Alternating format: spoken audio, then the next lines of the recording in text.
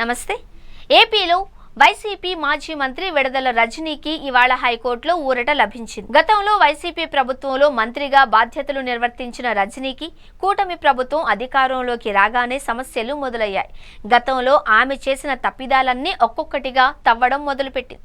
అయితే ఇదే క్రమంలో రజనీపై చిలకలూరిపేట పోలీసులు అట్రాసిటీ కేసు నమోదు చేశారు. దీనిపై అరెస్టుకు సిద్ధమవుతున్న తరుణంలో ఆమె ముందస్తు బెయిల్ కోసం హైకోర్టును ఆశ్రయించారు.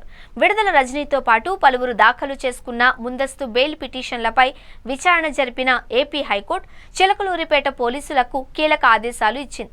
ఈ కేసులో విడదల రజనీపై ఎలాంటి కఠిన చర్యలు తీసుకోవద్దు అని ఆదేశాలు ఇచ్చింది. దీంతో ముందస్తు బెయిల్ రాకపోయినా ఈ కేసులో రజనీకి ఊరట దక్కినట్లయింది.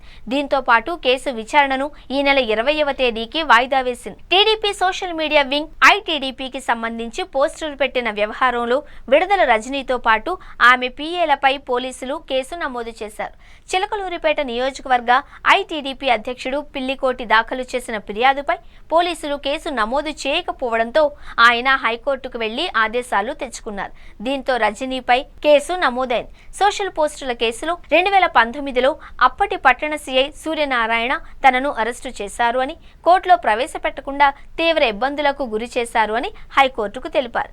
ఈ కేసులో హైకోర్టు ఆదేశాలతో రజనీ, ఆమె పీఏలపై అట్రాసిటీ కేసు నమోదు చేసిన పోలీసులు దర్యాప్తు ప్రారంభించారు. అయితే తాజాగా ఆమె దీన్ని సవాలు చేస్తూ హైకోర్టులో పిటిషన్ దాఖలు చేశారు.